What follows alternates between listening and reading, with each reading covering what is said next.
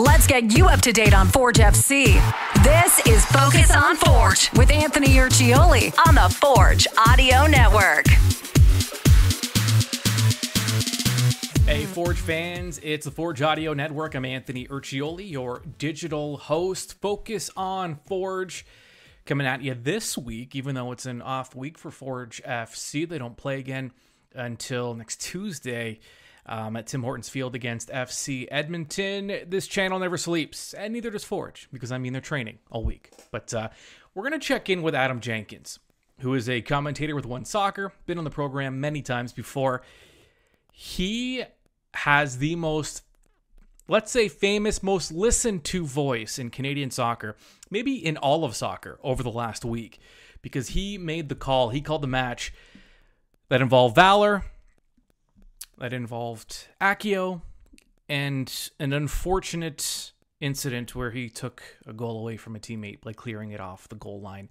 We're going to check in with Adam Jenkins in seconds, because we got to get his perspective on it. He made a great call. I didn't even know what happened until I turned the volume up, rewatched the video, and heard his voice and him kind of explain it. And it all happened in real time. I don't know. I'm fascinated by the whole thing.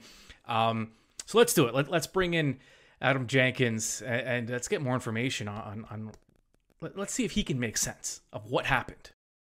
You are probably the most listened to soccer voice in the world in the last week or so. I need to just, so what happened with Valour and the almost goal that did not go in with Akio and everything. I'm sure everyone, I think everyone has seen it by now. Last I saw, there was like 10 million views on that. Now I just have to, I saw it on Instagram with my sound off. So I just saw the visual.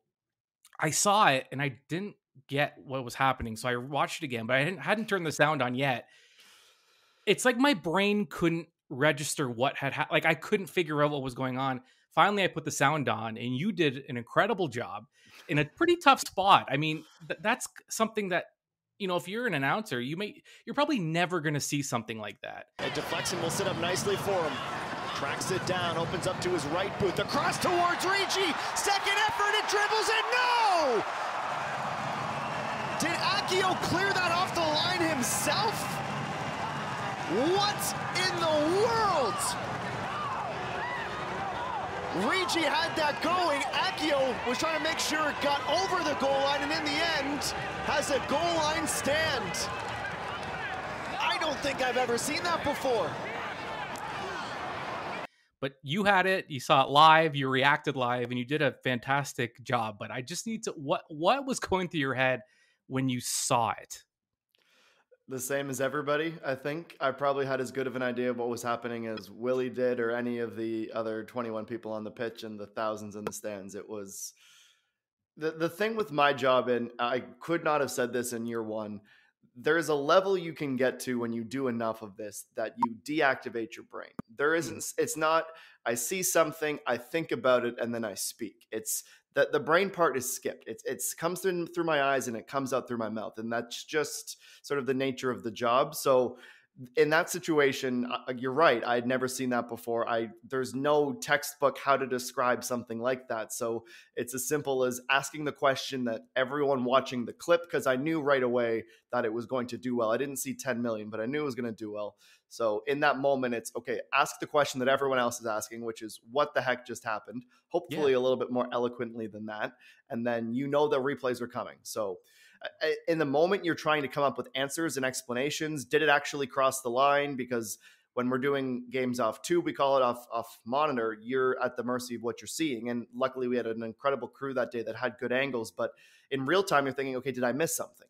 Did it actually cross the line and it was a celebration or what? And then the more you see it, and sometimes with One Soccer, we'll have this is behind the curtains. We'll have a what's called an ISO monitor on either side of the actual program, which is what you'd be seeing. So sometimes we're always seeing like the live replay feed. So they're scrubbing it back too, because I think the truck's trying to figure out what's going on as well. Right. So the more I'm sort of keeping half an eye on it, I'm thinking there's got to be an explanation for this. In the end, there obviously wasn't. It was just a mistake. It happens. It just happened to be on a grand scale. The only thing I could think of, and I've thought about this a lot, obviously, is on the CFL pitches, obviously Forge will be familiar, there is a piece of turf, a square 1 by 1 that covers where the uprights would go for the CFL. And that's, as much as they try, that's never perfectly flush. So that's the only thing that I can think of, is maybe his foot's coming across and it just angles him off enough to throw it off. Having said that, he could do that 999,000 more times, and it's going in every single time, as it should. So it was just one of those weird ones. Akio and I will be forever linked. I think it doesn't hurt me personally, but I'm sure it's one that 30 years from now, people are like, aren't you the guy that did that? He's going to be like, yeah. So that's just a part of our history now. and it's actually better that it happened all in real time and you called it live, because it's one of those, like, because your reaction was our reaction watching it. Right. It was like, wait, what happened? And also, people can harp on the CPL refs all they want. It was a great call. It was. I don't know how because a couple of angles you were like, wait, did that cross the line? And then you'd be like, oh no, it didn't. That was actually a really good call. Yeah. And remember too, this last weekend was what I call like rookie weekend or next gen weekend. There were all of the refs for the most part had done 1 game, 2 game, or in Michael Venn's case, who was the referee for that match, that was the 2nd game. So that's not to say the 2nd football match he's ever officiated, but at that level, at that speed, just the 2nd time. So between he and the all Winnipeg officiating crew, they got it right. Yeah, no, I didn't even know that. That's even more impressive. And I guess too, you also don't want to embarrass a player. Like you want to give him a benefit of the doubt. It's, and it's never looks good. Like I can think of old hockey highlights of players making mistakes and the announcers, ripping on the player. It never sounds good in hindsight. So yeah, I mean, it all happened in real time, and it was something, and no one seems to really know or have an explanation for it. And I mean, what was Akio's explanation? Just that he was trying to finish the play?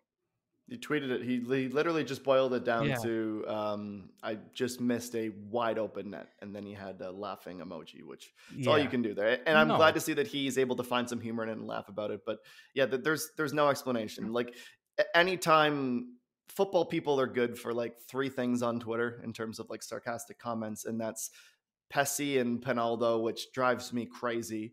Or like that generic, the team will lose their first game all season, and that's it. I've been a fan of this team for 18 years. Never again. I'm going to go cheer for this. And then match fixing, which is obviously ludicrous. It is just a mistake. It is. I knew the conversation was going to go in that direction, because it always, people love their conspiracy theory, especially online. But no, it was fascinating. One thing that gets overlooked is the result. And it's interesting, we've talked about this, that teams kind of separating themselves from the pack. We're still not really there yet, with the Wanderers being in 6th at 17 points and Cavalry in 1st at 25. I mean, from 1st to 7th, or rather from 1st to 6th, to have 8 points separating, we're kind of shaping up to, not only is it going to be a fun second half when we do get there, the playoffs should be fun too. I mean, it is very evenly matched throughout the league. It is. This is the best way for people who support the playoff format to feel vindication, because it is going to come down to the wire. I really think like we're basically at the midway mark of the season already, which is kind of insane that it's the 2nd week of July and we're here already. But things can change. People can go on swings. Sports are unpredictable. It's part of the reason why we love it. It's live. You have to watch it. You never know how it's going to end. But we are getting very, very close with some teams to them being well and truly out of the race. And I think that was the biggest takeaway for me anyways. At the end of this weekend, I thought, okay, we know who the contenders are. We know who the mix is. And we know who just isn't there this season. And unfortunately, I'm becoming increasingly inclined to put Halifax into the out of this category. And there's only 7 teams in this league. When you have 2 amazing teams, which we do at the moment, 3 or 4 like could beat you any night. And then even the Eddies, who should be finishing dead last and should not be winning games, are incredibly tough to beat and have put 2 together. So it's not going to get easier for Halifax unless they can do something in the transfer market, find a forward, which is what they so desperately need. I mean, obviously, we know Morelli goes out. It's going to be tough. Sam Salter gets suspended. You were hoping for a little bit more than then honestly, it felt to me a lot like the games I've been calling this past week in the W Championship, where these CONCACAF teams are just sitting in a 4-5-1 or a 5-4-1, parking the bus and hoping for the best. And then once the second half subs came in for Hardy, it was like, okay, this is better. Where was this for the entirety of the first half? So they got to play Cavalry. If they lose that game, I mean, you think of the table right now, they're still only 3 points back, but Forge has 2 matches in hand. They're very close to the precipice of dropping out, and it's disappointing because there's so many good players on that team. There's good work ethic most of the time, but they're in a position now where they have to be near perfect for the next 14 games, and that's difficult.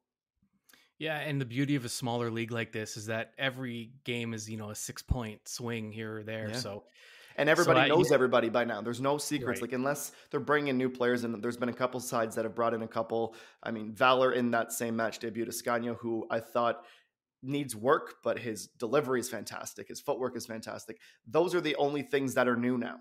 And there's no secrets. The scout's easy. You know the teams, especially, Forge, Cavalry. It's just a matter of performing on the day.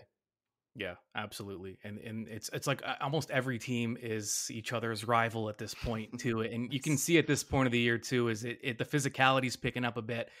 It's a little chippier. And, I do have to ask about, I mean, this is, not that you have anything, we're on the outside of this, but the CPL schedule, Forge has another really long layoff. There's 10 days in between. It's the second time they've gone through this in the last, month and a half.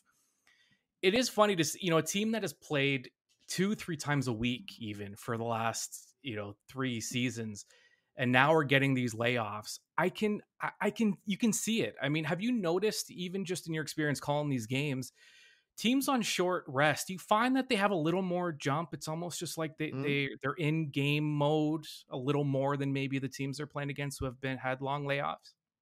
Yeah, I think that's very fair. There's rest versus rust or rest and rust, because if you're off for 10 days, it's tough to come back for the first 25 minutes on the front foot, especially if you got a day that's like 35 degrees on turf and it's hot, and it is difficult. You're right. I think there is something to the fact that if you're playing like every 3 days, every 4 days, that's probably best, because that's what a lot of these guys and teams are conditioned for after the past few years. So there's a lot of quirks with the schedule. I've always said it is the toughest thing in all of sports to do, and that is to build a schedule for the league. Right. Nobody, I think, will feel more bizarre than the Eddies right now, who I think are about to start a 6-match homestand. And I genuinely don't know the next time they'll be back at Clark Stadium. I'll pull it up quickly here, but you think they have Forge, Halifax, Cavalry, Atletico Ottawa, York, Valour. They're not home again until August the 28th.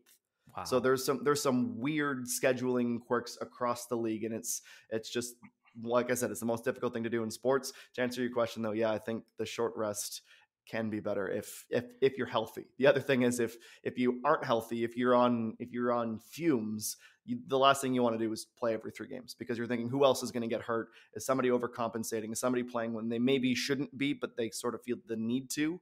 It depends on the team. And some teams are really good at saying, yeah, we'll take 2 days off. We'll come back. We'll train really hard and we'll be ready. It's just one of those things, right?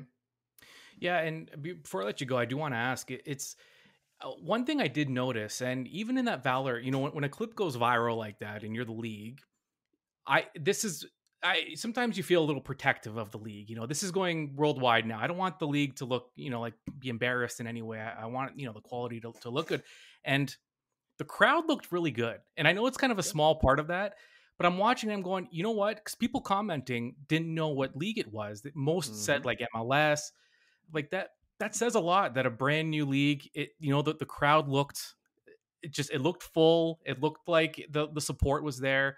And you look around the league and, Halifax has great crowds always, with some exceptions. I think, York is struggling at this point, and the results on the field maybe reflect that. But I don't know. It just, the atmosphere, the fan support, it looks like those 2 COVID years that maybe slowed down the momentum, it looks like things have picked back up. Yeah, I think that's definitely a fair assessment. The one thing I want to stress here is Winnipeg has always had incredible supporters. Mm-hmm. Sometimes they're one where IG Field is absolutely gorgeous, and when it's full, it's an unbelievable atmosphere. But like anything, you're a 4-year-old team that's had 2.5 seasons really at this point, cumulative at home. They deserve a ton of credit, and they always bring the noise. I love the Trench. I love Red River Rising. I think they're fantastic. And that was, I think, their best since year one. Or I don't obviously have that number right away, but I said the same thing when I started the match. I'm like, oh, this is a really good turnout today. And it was great weather. It was weekend. Like, it's an entertaining product. There's no Jets right now. There's no Manitoba Moose right now. There's not as much going on, and the Bombers are great. So people just want to go to IG Field. Sorry, Ticats fan. Am I allowed to say that on a Forge podcast that the Bombers are great? You can. It is objectively a fact, but it's just a fun time to be in Winnipeg. And the other thing too is I won't speak for the league because we are very much not the league, but I sort of take the mantra that 10 million views on your property is a good thing. It's not great for Willie. Again, it's not going to crater his career, at least hopefully it doesn't. It shouldn't. He's way too talented, way too good for that. But to have 10 million eyeballs, in a personal aside, I do some freelance work with the Korean Women's Professional Golf Association Tour that's produced in Singapore. That's very random, but what I'm trying to say is I had people from Korea and Singapore text me saying, was that you on the call on the CPL? I'm like, yeah, that's how much reach this thing has. So maybe you have 8 million of those people who see it, that they laugh and they move on. But maybe you have a few people go, oh, I didn't know Canada had a professional league. Let's look it up. Ooh, I like the branding of that team, or I'll watch some highlights. This is amazing. They score a lot of good goals in this league, and that's more subscribers, or that's more views, or that's fans, because I've always been impressed by the supporters groups from outside of Canada that will rally behind a team and make it theirs. And it has reach. So yeah, viral clips, unless it's something horrifying, which that wasn't, it was just a comedy of errors. It's good for the league, in my opinion. Yeah. And soccer's the one sport where it's true, where, fans from all over the world, they want a team in each country or in each league. And, we get comments on Forge stuff like, hey, I'm in South America, but Forge is my Canada team and this is my American team. And so, yeah, it's part of the sport, and it's good. I think at the end of the day, Valour had a great sense of humor about it. So did Akio, and it is what it is. Adam, I know you're a busy man, so I always appreciate you taking the time for us, and I'm sure we'll talk again. It'll be soon. All right, Adam Jenkins, always a pleasure to talk to him, and always a pleasure to talk to you. Subscribe wherever you get your podcast. You can also subscribe to the Forge Audio Network on YouTube by subscribing to the Forge FC YouTube channel. All right, plenty of content coming this week, so I suggest you keep it locked onto the Forge Audio Network. We'll talk to you soon. We are the Forge, the mighty, mighty Forge. You just don't think you understand. Anthony Urciuoli and Focus on Forge. Subscribe on Spotify or wherever you get your podcasts to the Forge Audio Network.